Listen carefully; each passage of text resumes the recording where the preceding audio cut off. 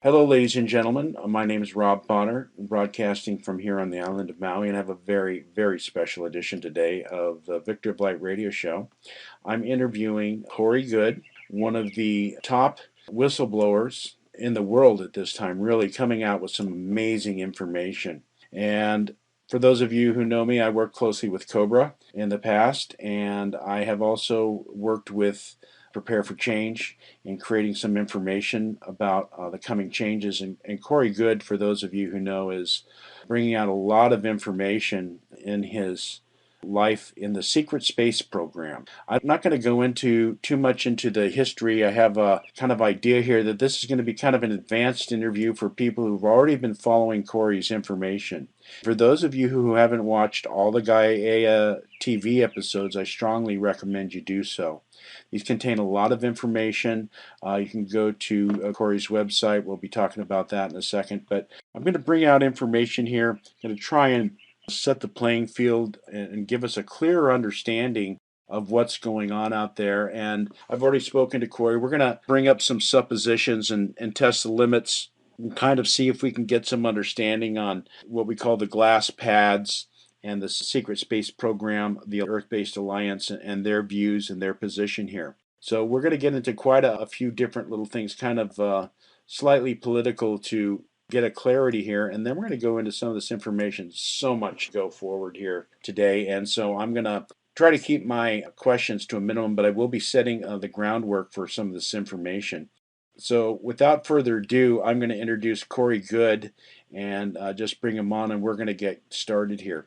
Corey, it's a wonderful pleasure. We've spoken several times in the last 7 or 8 months on the phone, and it's really an honor to get to know you and to have you on the show. So I want to welcome you to the Victory of Light radio show. How are you doing? I'm doing well. How about you? Really good. I'd like to, if we can, right away, there may be some people, I'm going to doubt it, who haven't heard of your information, but why don't you share some of your websites and where people can connect with you? Of course, I missed Guy MTV. If you could give some websites where people can follow up with your information to help support your mission. Sure. My main website is spherebeingalliance.com, and that's where you can find a lot of my news updates, transcripts to all of the shows that David Wilcock and I have done, Gaia Television. Our show is Cosmic Disclosure, and that's on GaiaTV.com. If you want to sign up for a subscription, if you go to blueavians.com, that way David and I get some sort of credit for it. We also starting up a new project, which is the fulldisclosureproject.org. That's good. I want to just move forward into the interview here. Folks, for those of you, I'm going to give a very brief history here. Corey Goode was part of a unique, talented group of children that was researched and chosen by the government to become what is known as an intuitive empath. And he became part of a secret space program, which really, absolutely, folks, reads like the most outrageous, crazy sci-fi television show that the average person can look at this material and just roll their eyes and just call this a bunch of junk and a bunch of made-up stuff and disinformation and a lot of stuff that people cannot just wrap their heads around it. I've been having experiences, folks, since 1970s, and it's been a long time, and I've been expecting this type of disclosure and information to come out. I've spoken many years ago about when the secret space program military guys come out. It's going to make the average contactee look like a choir boy, and that's what's happening here. We're getting tremendous amounts of information in regards to the history of the current Earth civilization's development and technology and the line that it's followed. Corey has gone into outer space, worked for 20 years, come back, and then actually been physically regressed to a youth again and lived many years with these memories and eventually has been able to come out and share this information with the public. There's a unique situation in that we could call them the good guys of the American or the world's space, I guess mostly American secret space program, probably the most advanced secret space program that we know of, have decided to have broken some of their control mechanisms and I guess we could call it programming, and have decided to come out against their masters in the international space conglomerate and to reveal information. So they had their own ideas. They're kind of militarily oriented, and they have their own liaison, a gentleman named Gonzalez, which you can read about. And out of the blue sphere beings say that they want Corey Goode in, and this was kind of upset the apple cart, so to speak, and kind of have a hostile, a contentious, as Corey says, relationship in regards to him. They don't trust Corey, and that's one of the things we're going to talk about here. But Corey, when I look at you being chosen here, it seems almost like the perfect choice because you are not involved with the secret space program. There's no necessary alliances there. You're not treated really well by them, and it seems as though you're a more of an impartial observer, and this is allowing the general public to get a direct, let's call it a bird's eye view on the situation. I think it's pretty clear, when you were going to go up the Dracos and all the things that they wanted to do with you in one of those meetings, that if you look at it, I was looking at it and go, even if they did something to Corey, God forbid, and you're protected, and they didn't. But the point is someone else could take your place. I'm sure there's another intuitive empath or a backup plan that could do this. So you were really just like a camera. And I think they realize that now. And there's anything that they want to do, they can just replace the camera. And there's no agenda here. So I'd like you to, if you could, to start off with a thanks and a gratitude from the world for your coming forward with this information. I'd like you to talk about your first meeting with the Blue Sphere Alliance. If you could tell me if they had more personal interaction with you than when you first talked. If you could talk about the first meeting and their kind of mission statement for you as it was. Yeah, my first meetings were definitely all more of a personal, spiritual nature, information that I still want to keep personal, but also were starting to prepare me for things that were coming down the pipe. And so I don't know exactly what you're looking for, but I mean, it was personal stuff, things that, I needed to do to grow, things that I wasn't doing at the time because, I was stubborn. I wasn't getting on a high vibratory diet. I wasn't spending as much time in meditation as I should. And, they were trying to get me, in a more high vibratory state. And, in the beginning, I was resistant, I guess, maybe on a subconscious level. I wasn't just saying, oh, okay, well, I'll do that then. It always took something occurring, to some sort of catalyst. Like I finally got on the high vibratory diet at our last shoot at Gaiam when I had food poisoning so bad at the beginning of the shoot. And we shot, I think, 10 episodes is all we were able to shoot that week because I was just deadly ill. And after that, my body just totally reject meat. All I eat is fruit and vegetables. And I'm constantly eating, but that's all I eat. And so I somewhat refused to go on this high vibratory diet. And, things occurred to steer me that way anyway. Very good. So, yeah, you're preparing the vessel for the work to connect your, I guess we call it your higher self, your I am present, or what you call the resonance center, to receive this information and to be prepared and to assimilate these higher vibrations. When I was talking about identification and information, what I was wondering about is, did they tell you anything about your past lives, and did you get an overview of the situation and the political thing you're going on with a mission, or has that kind of been kept from you? I've been asked a couple times if I wanted to know who I was, who I am, and who I will be, whatever that means. I assume that means past lives and all that. But something has told me that I don't need to know that, and that has been my response, that I don't need to know that right now. Well, okay, I understand that. You don't need to know that as far as your past, but I meant kind of like in your relationship to them and that kind of thing. The other thing I'm wondering about is, did you speak about philosophy and kind of vetting them for what is their belief and their agenda, and what is the information that they wish to convey through you to the world? These are not conversations like I'm having with you right now. It's taken a while for me to learn. The way they communicate is so cryptic. They're so big about not violating free will. They provide information.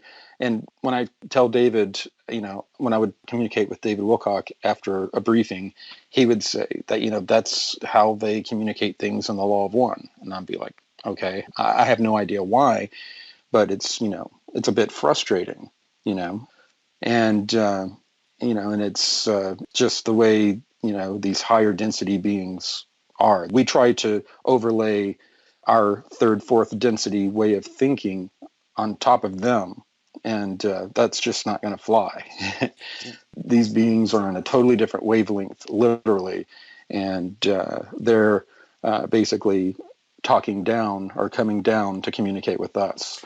And this nonverbal communication does not occur linear form like a sentence or a conversation would. The communication occurs in images and smells and tastes and all the different sensory input types that you can think of. Right, so it's a full kind of telepathic communication where you get a lot of information, and at this point in time, the details, it's kind of open-ended for you. I do have a question because a lot of the contactees and even the scientific contactees that I've spoken with who are working with probably in the Super Confederation Alliance of 40 world seem to indicate a very kind of a spiritual inner orientation, which you have brought out in your interviews, but it hasn't been really like at the forefront. And I think that's because obviously we don't want to get people wrapped up into religion and polarization. We want this information to come out. And yet there is, I guess we could call it the law of one or a spiritual orientation. What I would postulate when it comes to God, and I'm going to go to the Wendell Stevens book with the I Arguing group that kind of look like a ape, but they postulate that there's basic axioms for understanding God. Like people go, is it God or is it evolution? And I would say that God created evolution. And when I say God, I do not need an anthropomorphic being, a guy on a throne. I'm talking about a divine intelligence that knows the beginning from the end and has a plan for souls and certain laws of the universe. We could call it the law of one or whatever. And their axioms are this, that something cannot come from nothing. So we are something, therefore we came from something. That something would be called the creator. The alternate paradoxical axiom is that that source that's created us had to come from something. So there's really no empirical, logical, dualistic mind way of saying that there is a God, and yet it's kind of like if it's just a materialistic, random, materialistic universe, it leaves it quite cold, and they assure us that this is not the case, that there is a reason and a purpose, and that the power of love is the binding force of the universe and is fact the nature of all creation. We could call it the divine intelligence, source, creator. I don't want to pop anyone's boat in religion, but can you talk about your understanding, or if they've mentioned to you anything about the creator or the positive, looking at the glass as half full through faith as opposed to demanding rational explanations for everything? Well, most of what's been communicated to me is basically their beliefs. Most of their beliefs go back to something of a oneness, that there is an intelligent resonant field, and this resonant field creates a geometric pattern that is the basis of matter, that creates matter.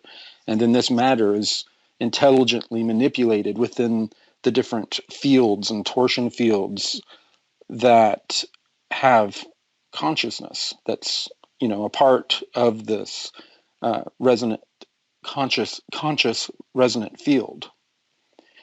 And that they call that we all call the creative source, or that David Wilcock called the source field in his book. There are many names for it. Right, all names would belong to this, and anything that we could use with our mind would limit the infinite mind of this source field. I'm not uncomfortable with the word creator. I have another question for you.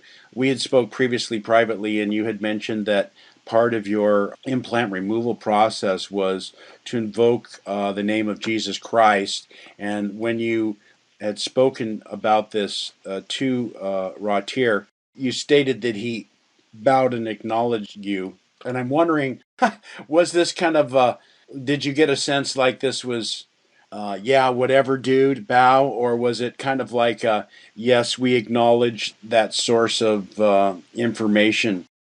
They acknowledged that source of power. Thank you.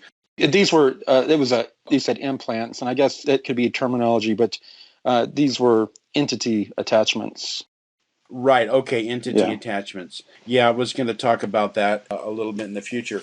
I want to talk a little bit about the term breakaway. Now, according to one of my friends who's passed over, Dr. Frank Stranges, who was working with one of a gentleman named Commander Valiant Thor. He claims to have gone to Venus with him, as well as to some inner Earth positive civilizations. And he had mentioned in the Mayans and some of the civilizations, some of the ones that healed you that now moved to the Pleiades. The word breakaway kind of sounds like competition and someone moving on. It seemed to me from the explanation that was given to me for this group was that they had reached a level of community and Bifurcation is more accurate. They just kind of split off, split away. Right. Well, at that point in the world, they weren't that much in communication with other parts of the world, and there wasn't a one world order kind of thing. They just basically bifurcated. They decided their predilection was to move beyond the inner earth and to go elsewhere.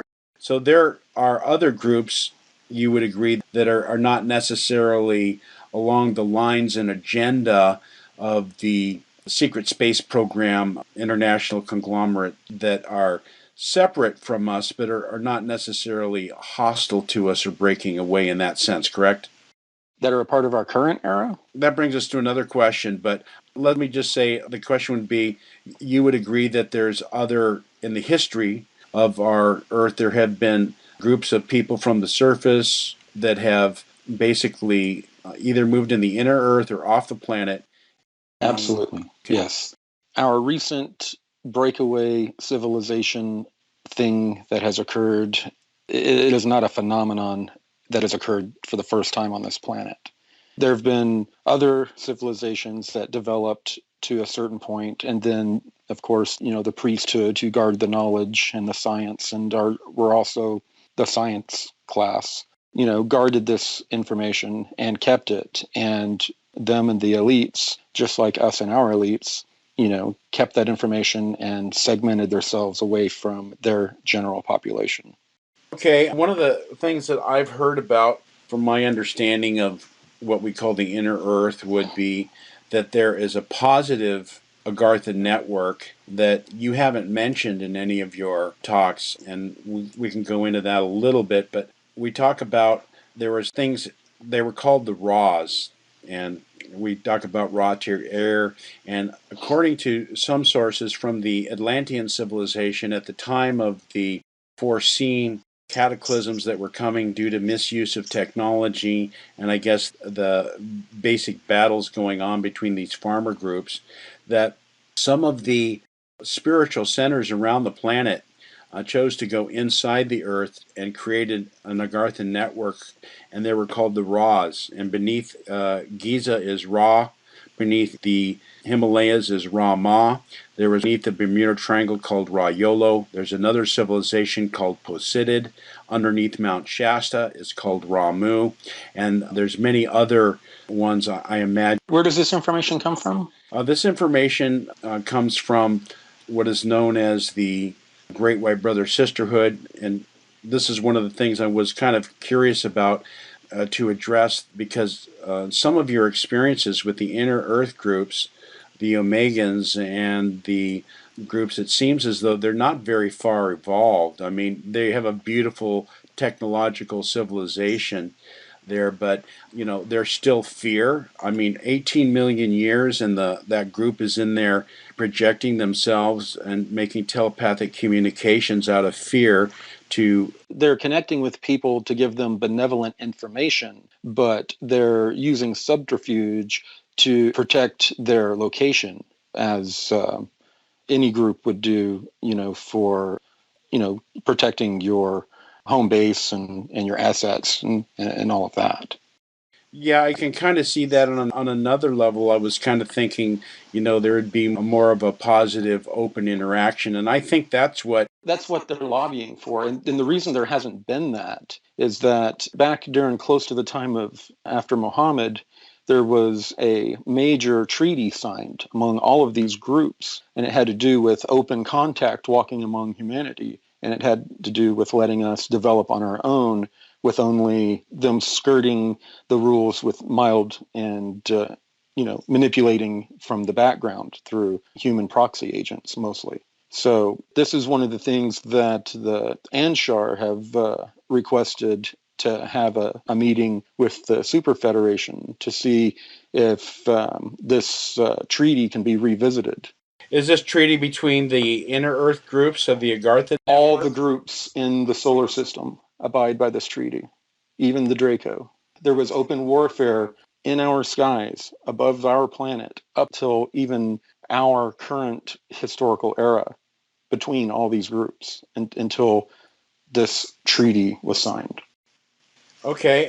I guess that leads me to another question here. So they've all had this treaty, which I call the quarantine, and it's based on to keep things so there's not battles in the skies, but there still are. So obviously not only that, but not allowing them to be seen and walk among us, to allow us to develop our society without direct physical interaction and manipulation by them, even though, as always, it seems in all these cosmic treaties and rules, there's little ways in the background for the benevolence and others to circumvent parts of the treaties. Obviously, the bad guys are circumventing this clearly. One of the gentlemen that I sent you a link to, his name is Bob Renaud. It's called the TerraCore Files, and it's a group of extraterrestrials, not in the Confederation, but in the Alliance. And I'd like to share with you, one of the things that they have stated is that this is a Confederation world. And so, as such, it does not have any protection from itself. And they said that they have discovered that in the 1800s, a group called the Omegans came to Earth and infiltrated us and are using subterfuge in violation of those agreements and are infiltrating, as they have on many different worlds, through the political and the military process, and they keep the people at each other's throats. The Alliance is also infiltrated the Earth through a technology which they talk about, which is basically they can have their life form body from another world. They step into a portal and they disappear, and they show up on Earth in a human physical body that is adjusted and is kind of like a holographic relationship to the soul that can exist in our environment. So they are definitely involved as sleeper agents in all aspects of society and religion and media and science and military, political, and things of this nature. Do you have any information about the positive groups working to stem these other groups who are seeking a parasitical nature with us? Can you be a little bit more specific about which negative groups? I mean, you gave a lot of details there about these people you gave me links to. There's a lot of different parasitic relationships going on. And, on the etheric level and even on the physical level, on relationships every day, with that people have in their lives or parasitic relationships. Right. Well, I'm talking more specifically about an intentioned world that's coming here to infiltrate this planet, to use its resources, and to subjugate the people through a New World Order type of technology. I'm talking about the reptilians, the Greys, and some of these human groups even, which I would say we're like some people call them the Omegans or the Calrans, and these groups generally don't like to work together, but according to this gentleman, some of them are forced to work together, like the enemy of my enemy is my friend, so to speak. So he talks about these different groups that are actually, we would call them down here from our perspective, the forces of light. And it seems as though the raw to your ear is viewing the same thing, kind of like there's been a lot of interference here, and they're here to kind of clear the playing field. Is that correct? Yes, they have stated that their main purpose has been to basically interact with the humanity's co-creative mass consciousness in a symbiotic way, work directly with that mass consciousness to help it determine its path and future outcome. And that's the high level area of what they've been doing. And the low level area of what they've been doing is more on the level of, speaking to me or to these other, communicating to these other beings. Because when their presence was first made known, all of these beings were trying to hail them and get in contact with them, but they were not being acknowledged. Right. So obviously they're not being acknowledged. I've heard reports that some of these ships were here from the 70s, but I have another. I wouldn't doubt if, and they're not ships, but I wouldn't doubt if these spheres have been here since, probably, many, many decades before that, if not longer. Yes, and a lot of our information here is based on our physical plane experience. And so I have another question for you. How far up in the dimensions has, if you know, is the Cabal or the New World Order secret space program been able to go? I know that some of the technology allows them to travel on the astral plane where time doesn't exist through these beam ship portal technologies that you've discussed, but I'm kind of curious. Well, they're able to travel to other realities or dimensions. There's one reality that they've traveled back and forth in between. Now, most of the travel that I'm aware of has to do with travel within our solar system and the information I have of travel outside of our solar system with vessels and through portals. Okay. So we don't know exactly what dimensions. It's kind of not really known or deciphered at this point. Well, that's really hard. Dimensions, that's like, if you're looking at a crystal or a diamond, those are different facets, different realities, timelines. Dimensions and densities are not the same thing. So there's a lot of confusion out there. People, talking about they're going to go to another dimension or another density. These other density beings, their consciousness and their molecules are they're vibrating. Their frequency is vibrating at a higher frequency than ours, and they're higher vibratory beings. And I've physically touched and interacted with them, and they have the ability, as they get higher and higher frequency, to just change themselves into complete energy and portal, for lack of a better word, or teleport wherever they like. They just change the frequency of their consciousness to the frequency of the location they want to be, and they shift to that location. Right. These are some of the higher beings. I wanted to go into that in just a second, but I wanted to confirm what you talked about. The spaceships, the beam ship technology has cameras above and below at the bottom of the ship. And as you said, they have the star pathways are mapped out. And so at certain times when there's less star systems in between, they can go much quicker. And they basically project where they are, where they want to be, and they just jump and they're there. Well, they really don't use cameras. They have remote imaging that is nothing like anything. Yeah, obviously it's an integrated, the astral pathways and the numbers are all mapped into this super consciousness thing. This is another thing I wanted to ask you. I personally have had initiation experiences in regards to leaving my body when I was very young and having experiences which I believe are positive, benevolent forces.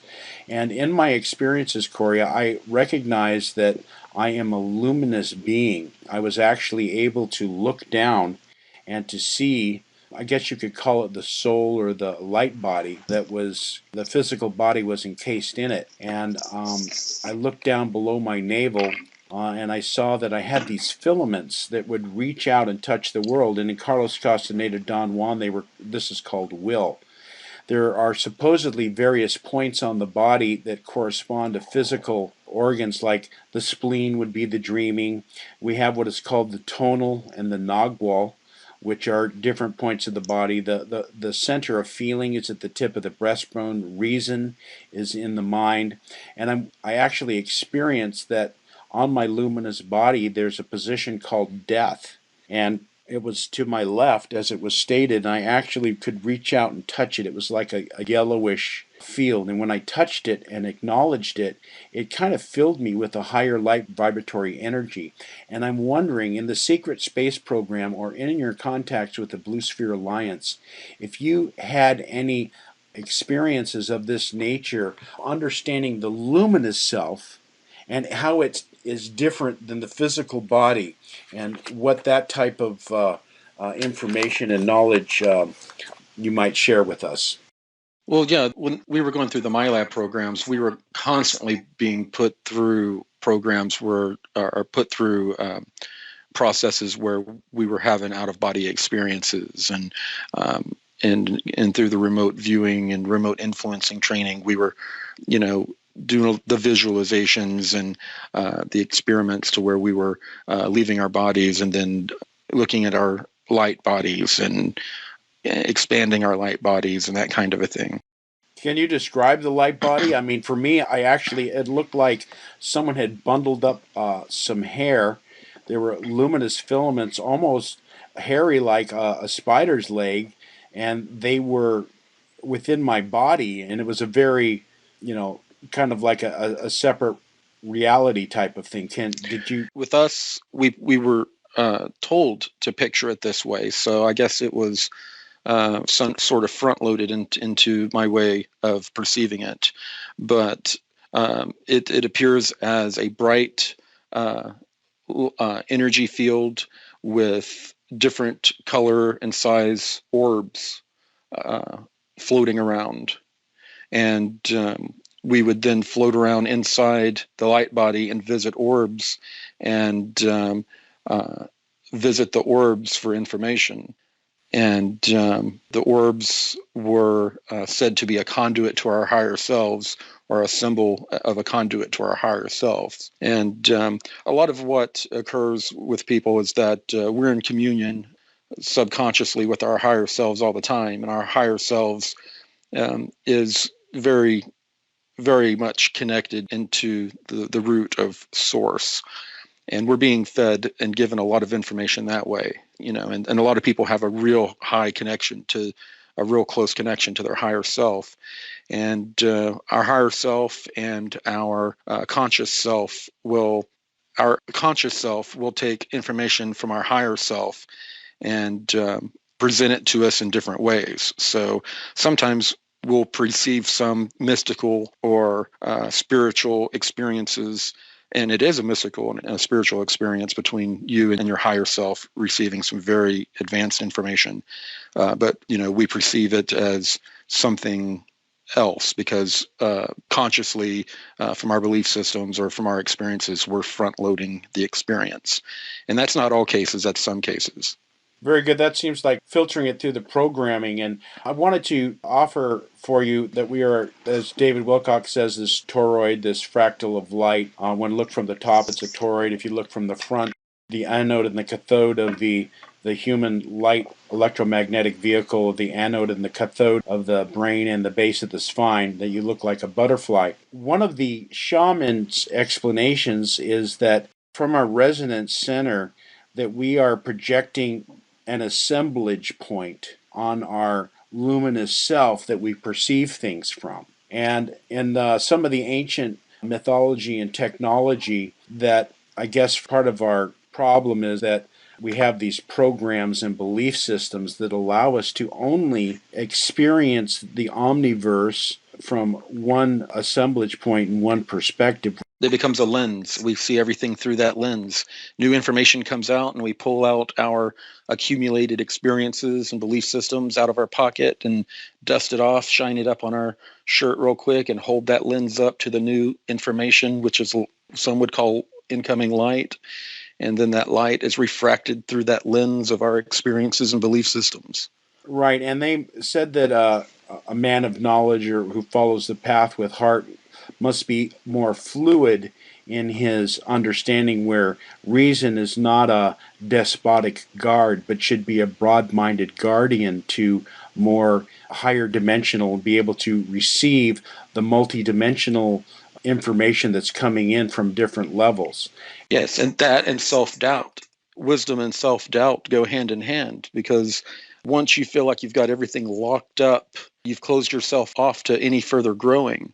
A wise person may think, we may sit there and think we have things all figured out, but we're wise enough to listen to other information and to keep our reality bubbles permeable for new information. But, then again, we're running it through our filter of our experiences and belief systems. Right. I wanted to talk about that filter of the lower personality vehicle, which is the physical body, and to state that some of these hostile groups, like the Dracos, that have an advanced awareness of this light body, that they have, as I understand, there are, if you've ever heard of the Enneagram, or there are 9 points. You're the giver. They have different psycho spiritual terms for the type of personality. And according to these light beings, that we have these what are called fixations, which are these filters and beliefs that we've held that have become very rigid, and there's 9 of them.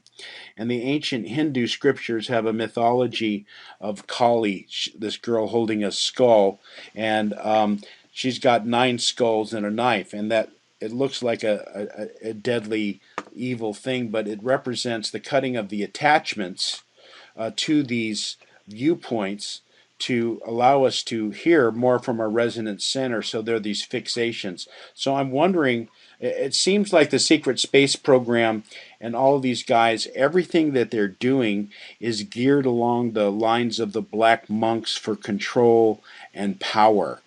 And that all of the things that you've described, so for the most part, have been this historical breakaway civilization with the Nazis, which is just fascinating, and I don't doubt a bit of it. Every single What's aspect of interesting it. about that Yeah. is this new whistleblower that's coming forward, William Tompkins. He was writing his book, Selected by Extraterrestrials, and he released it in December of 2015. He's about 94 years old now. He worked for the Navy. He had no idea of the information I was releasing. And a person passed, right after he had published his book, a person passed my information that I'd given to him through Dr. Sala's book, Insiders Reveal Secret Space Programs and Extraterrestrial Alliances. And he contacted Dr. Sala and was shocked. He said he's a part of a Navy-sanctioned disclosure project, and that he was going to be the first person to put a lot of this information out. And he's pretty shocked. And I got his book. It just arrived. I haven't got a chance to really look at it, but a lot of people have been talking to him, and the information correlates so well. It should be interesting. I was told that whistleblowers were going to start coming forward, and that was about 7 months ago. And then I heard crickets. Nobody came forward, so I was getting nervous. And there's another person that's being vetted, I heard about, and 2 more in the wings that are being, I hear, prepped to come forward that are whistleblowers. So it looks like some exciting times ahead of us. Yeah, it's wonderful. Michael Sala talked to me about that as well. And I think, he's giving a lot of technology. And of course, we have this long history in the ancient aliens. And so, you don't have to worry. I think there's going to be a lot more people coming out. One of the thrusts of this interview for me is to kind of lay a groundwork and a foundation for these groups. When you think about, okay, we have the Earth-based alliance, the good guys in the secret space program, I'm really concerned with their ethics and morals. They've tried to, as you mentioned, they bomb their way out of things. They're contentious towards you. You're at the Lunar Operations Command. They won't offer you healing. We have people down here on the earth, obviously, that have need healing. Some of them have woken up and feel guilty about their things that they did under mind control and are concerned about blowback and reactions. And it's a human condition, but And you haven't even touched the Earth Alliance yet. They're just as damaged of a group as what you've just mentioned. And, these are considered the good guys right now out there fighting on our behalf while we're sitting here, not doing a whole lot. right, that's part of, I believe, our mission. My mission is to wake people up so that we can empower ourselves. There are a tremendous amount of secret agents and guys who are working against this New World Order that had tremendous loss of life and are very frustrated and have to live in absolute secrecy. And I'm sure some of them are hidden in underground bases and things of this nature. I wanted to ask you, maybe you could, one of the things I'm looking for is this plan of unity, but it seems so fractured with the surface population, orienting towards a spiritual, not necessarily pie in the sky, but a non-violent view of transformation and change. Do you believe that it's possible that the spiritual vibrations and the Galactic Federation of 40 planets, in conjunction with benevolent inner Earth groups, if they're aligned properly at the right time, could overcome this artificial intelligence matrix? Well, yes, there is a plan for that. The artificial intelligence matrix is going to come down. There's a plan that is all a part of, and I can't go into it. And some people could probably extrapolate.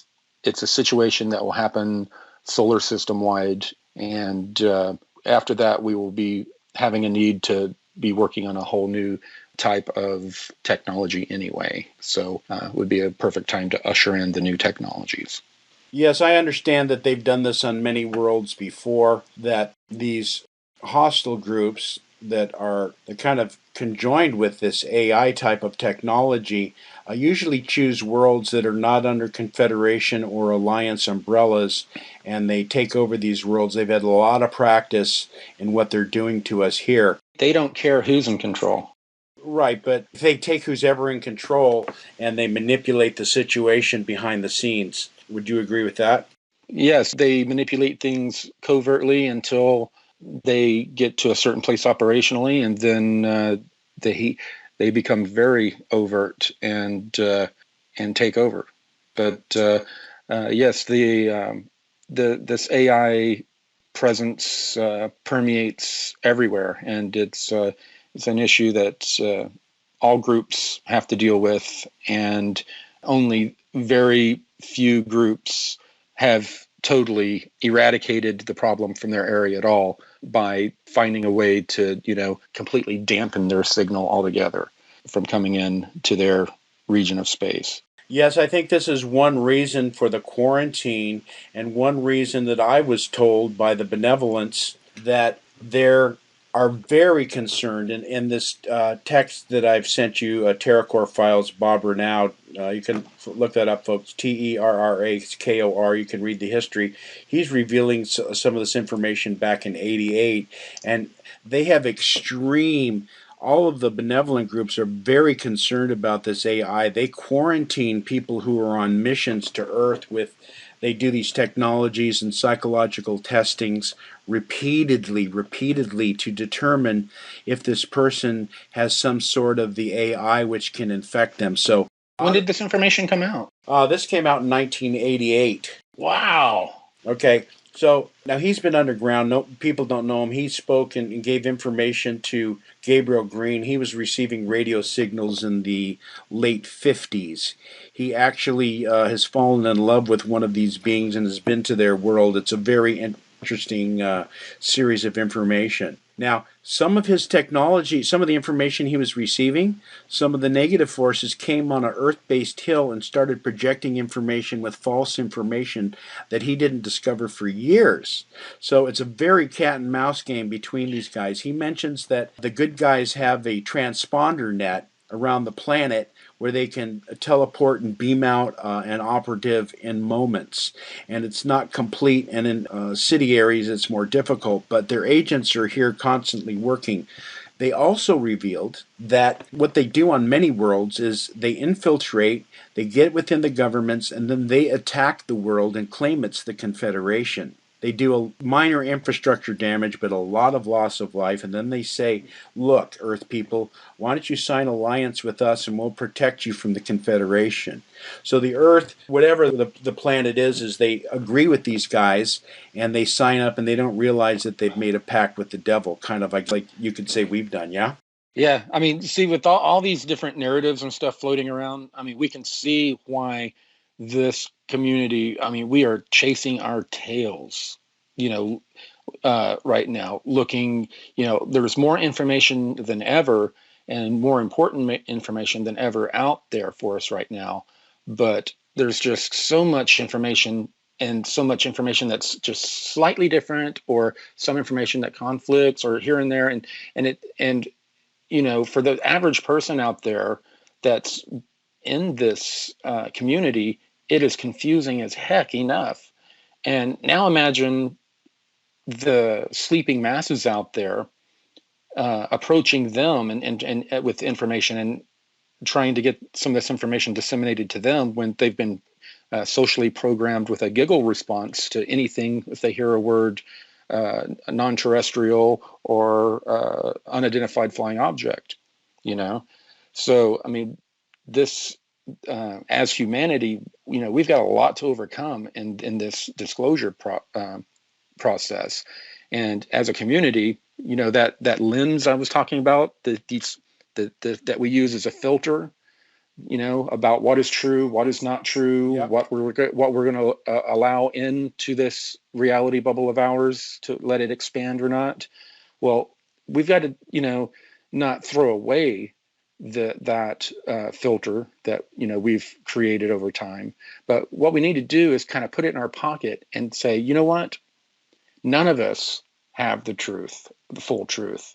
We have bits and pieces of it. When it comes and when we get full disclosure, I don't care who you are, Cobra, me, anyone out there that's out there given information, they're given information as they experienced it. When we get full exposure, full disclosure, every single one of us is going to be set back on our heels, and we're going to have to adjust to a new reality. But we're going to be far more prepared than all of the sleeping masses out there. And as the starseeds, as the people that are more consciously prepared, we're going to have to deal with the new reality that occurs. And then we're going to have to move out there and help all of these people that are going to be shocked and are going to have a hard time with the full disclosure narrative. And as David said, there are going to be people that aren't going to want to get out of bed and are going to be, wanting to, take Xanax and, curl up with their pillow and lay in the dark.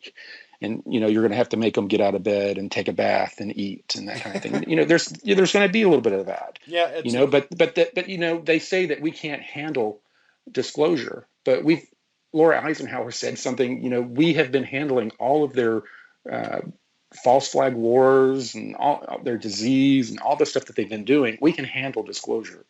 It will be rough, but we can handle it. I absolutely agree with you there. We can handle the truth, and it's just a ploy by them to hide their crimes and continue their selfish behavior. These reprehensible beings are criminals, and they do need to be arrested. I'd like to announce, you mentioned Cobra and unity and how we need to come together. We all have parts of the truth. Ladies and gentlemen, I can confirm now that Corey has agreed we will be setting a joint Cobra interview sometime later. I have one more thing I'd like to address here and have a question for you, because I've watched your interviews very carefully, and you talked about the artificial intelligence infecting a computer, and it lies nascent within a planet, and it seems as though this artificial intelligence which exists in the internet would infect everyone, and you kind of make it seem like you don't get infected, that it's harder to get. It seems like every single person on the planet is infected to me, and that's Cobra. Some of Cobra's information is about the scalar plasma field technology of how this artificial intelligence acts in a parasitic relationship to the luminous body that we talked about. So clear for me. You kind of made it sound like you can go on board and they can see that you're not infected. Yes. How does someone know if they're infected or not if they don't have this technology? And it seems like, how can not everyone be infected now with the way that the internet and the smartphones and everyone's touching this technology? Obviously, they're infecting everyone. Or does the infection come and go? Exactly. Everyone is potentially compromised, but it's in a state of totally, traveling around, and it's very dynamic. Now, if you happen to be a person, if it evaluates you and you're of no operational use to it, then it's not, going to waste time on you. Yeah, the programs. You're eating weaponized food. You're sucking in the chemtrails. You're smoking cigarettes. You're in the system big time. And the signal does lock in with your bioneural field, the biology of your body, your neurological system, puts off an electromagnetic field. And within that field is where this signal hosts itself. And there is equipment not available to us that can read your field. And through that field, they can also read all of your vitals and even your brain waves. And they read the field and look for any crossover of something in the brain waves and something in the field to see if there's any crossover, to see if it's normal. And if you show up as being positive, then you have to go through a process. I don't know the full process, but I do know it involves a moderate shock, electrical shock, to clear your bioneural field. Interesting. Well, this is very much in alignment with Cobra. Now, I want to ask you one more question on this before we end the show. And folks, we're going to do part 2 here right away, and you'll be getting that next week. But Cobra has mentioned, and I totally agree with this, that this artificial intelligence is not like the Borg. Resistance is futile. We have our super soul resonant field to connect into that can overcome this, although it's a very difficult process on this world. I want to confirm with you that this artificial intelligence reacts so quickly, it seems like it's its own intelligence, but it's actually a technology. And it's run by someone on a program. And it's an auto program, but it's still a program, and it can be crashed, and it will be crashed. Is that your understanding? Well, no. It is a life form that we do not understand, but it is a life form.